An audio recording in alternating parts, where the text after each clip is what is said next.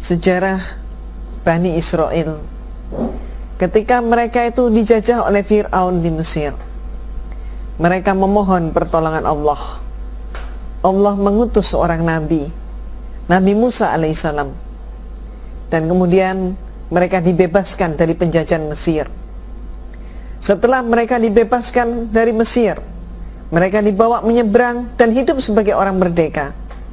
Setelah merdeka, mereka pun mengalami taraf hidup yang lebih enak, lebih sejahtera daripada penjajahan di Mesir. Apa yang terjadi setelah mereka hidup enak? Setelah mereka hidup enak, mereka merasa tidak butuh dengan Nabi Musa. Setelah tidak butuh dengan Nabi Musa, ternyata mereka pun merasa tidak butuh lagi dengan Allah. Akibatnya terbukti ketika Nabi Musa alaihissalam naik ke Bukit Turzina untuk menerima perintah Allah, mereka kaumnya, yaitu Bani Israel, mereka membuat sembahan selain Allah. Mereka membuat sembahan, yaitu patung sapi betina, dan itu yang mereka sembah. Mereka nyata-nyata ingkar dari Allah. Inilah bentuk keingkaran mereka. Lebih lanjut lagi, kita pun mengingat sejarah. Kitab Taurat dimusnahkan pada zaman kekuasaan Nebukadnezar. Dan 80 tahun berikutnya, setelah dimusnahkan, ada seorang pendeta Yahudi namanya Ezra, diperintahkan oleh penguasa saat itu, yaitu Raja Sirus. Dia diperintahkan untuk menulis kembali kitab Taurat. Ibu, bapak, dan saudara, mari kita analisis. Andai kata Ezra ketika diperintah menulis Taurat umurnya 40 tahun, apa artinya? Artinya 40 tahun sebelum Ezra lahir, kitab Taurat itu sudah musnah. Maka coba kita analisis, dari mana sumber penulisan Ezra itu? Ternyata sumber penulisan Ezra itu adalah dari cerita-cerita atau dongeng-dongeng yang berkembang di masyarakat pada masa ayahnya, periode ayahnya, dan periode kakeknya. Dongeng-dongeng inilah yang ditulis. Dan kemudian setelah ditulis, giliran kemudian para pendeta Yahudi melihat tulisan Ezra yang disebut Taurat itu, maka pendeta-pendeta Yahudi pun segera menyimpulkan tulisan ini kurang atau tidak sempurna. Akibatnya apa? Akibatnya kemudian para pendeta senior menulis lampiran-lampiran untuk Taurat yang disebut asfar. Di dalam Bible bisa kita dapatkan disebut sebagai kitab raja-raja. Terkumpul sebanyak 34 kitab yang ditulis sepanjang 2 abad. Maka 34 kitab inilah kemudian ikut dimasukkan di dalam Bible.